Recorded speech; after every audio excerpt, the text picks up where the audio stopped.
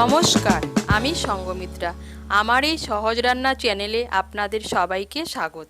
আজ আমি রান্না করছি চিলি এগ। আপনাদের যদি এই রান্নাটা ভালো লাগে তাহলে লাইক এবং শেয়ার করবেন, আর আমার এই সহজ রান্না চ্যানেলটাকে সাবস্ক্রাইব করে পাশের বেল আইকনটা দাবাতে ভুলবেন না। কড়াইতে আমি 2 বড় চামচ সাদা তেল দিচ্ছি।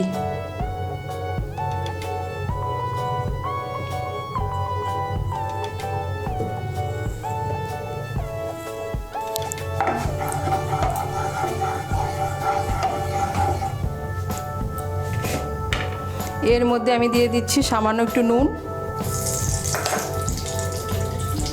আর সামান্য একটু হলুদের গুঁড়ো।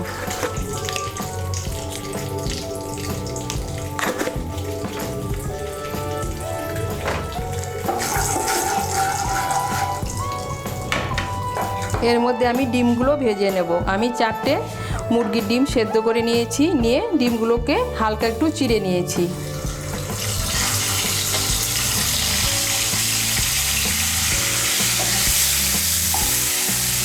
এই দেখুন ডিমগুলো আমি ভেজে নিয়েছি, এখন আমি ডিমগুলোকে তুলে নিচ্ছি।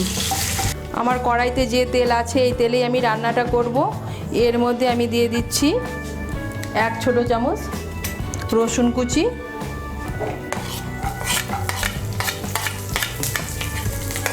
রসুন কুচিটা দিয়ে একটু নাড়াচাড়া করে নিয়ে এর মধ্যে আমি দিয়ে দেব 1 ছোট চামচ আদা কুচি,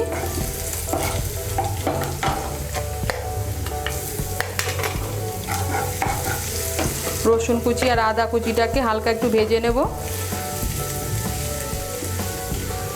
ভেজে নিয়েছি, এখন এর মধ্যে আমি দিয়ে দেব পেঁয়াজ কুচি। আমি একটা বড় সাইজের পেঁয়াজ কুচি করে কেটে নিয়েছি।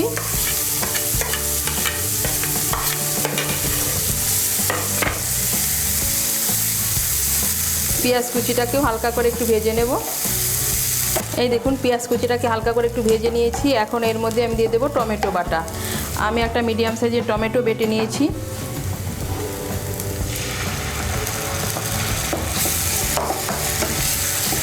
টমেটো বাটাটাকে মিশিয়ে নেব। মিশিয়ে নিয়ে এর মধ্যে আমি দিয়ে দেব গোলমরিচ গুঁড়ো। আমি এর মধ্যে 1 ছোট চামচ গোলমরিচ গুঁড়ো দিচ্ছি।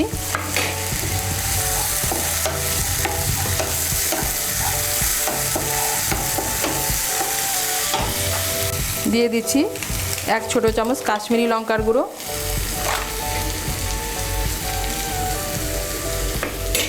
এর মধ্যে আমি দিচ্ছি সামান্য একটু জল।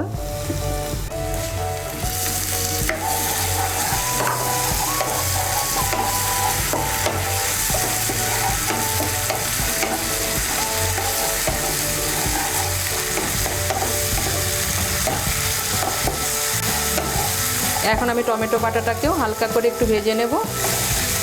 এই দেখুন টমেটো বাটাটাকেও হালকা করে একটু ভেজে নিয়েছি। এখন এর মধ্যে আমি দিয়ে দেব টমেটো কেচাপ। আমি এর মধ্যে 2 বড় চামচ টমেটো কেচাপ দিচ্ছি।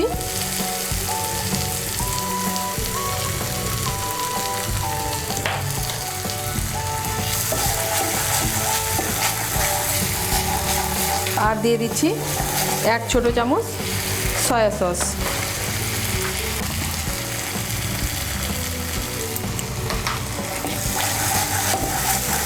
টমেটো কেচাপ আর সয়া সসটাকে ভালো করে মিশিয়ে নেব। মিশিয়ে নিয়েছি, এখন এর মধ্যে আমি দিয়ে দেবো ভেজে রাখা ডিমগুলো।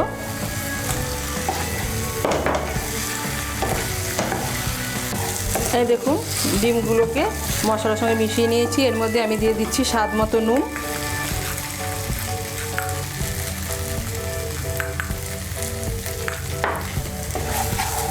নুনটাকে মিশিয়ে নেব। মিশিয়ে নিয়ে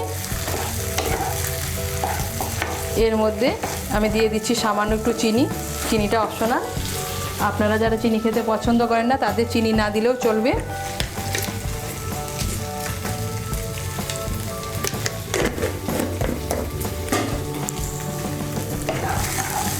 এখন এর মধ্যে আমি দিয়ে দেব কর্নফ্লাওয়ার। আমি 2 ছোট চামচ কর্নফ্লাওয়ার জলে গুলে নিয়েছি।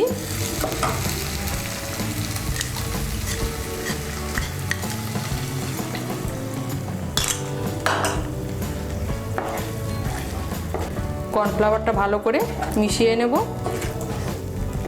এখন এর মধ্যে আমি দিয়ে দেব চিড়ে রাখা কাঁচা লঙ্কা।